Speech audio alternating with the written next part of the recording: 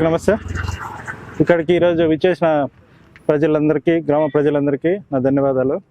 ఈరోజు అన్న కొన్నిదల లోకేష్ అన్న బర్త్డే సందర్భంగా మేము స్వచ్ఛందంగా ముందుకు వచ్చి అన్నగారి బర్త్డే చేయాల. ఎందుకంటే ఆయన మా ఊరికి చాలా సహాయం చేశాడు. అడిగిన వెంటనే మాకు గుడికి ఆయన వంతు సహాయం ఒక 3 lakhs రూపీస్ డొనేట్ చేశాడు.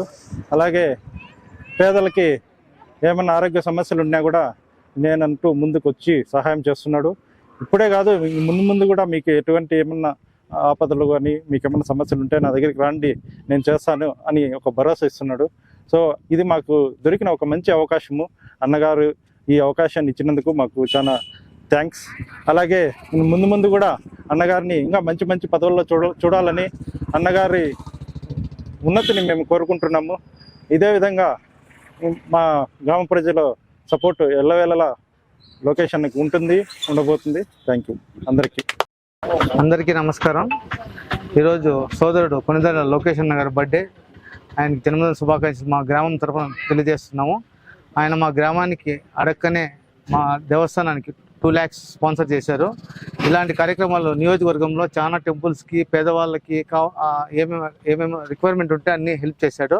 ఇలాంటి జన్మదిన శుభాకాంక్షలు ఇంకా ఎన్నో జరుపుకోవాలని, ఆయన ఉన్నతమైన పదవికి పోవాలని మదనపల్లి నియోజకవర్గం ప్రజల తరఫున ఆయనకి ధన్యవాదాలు జరుపుతున్నాను.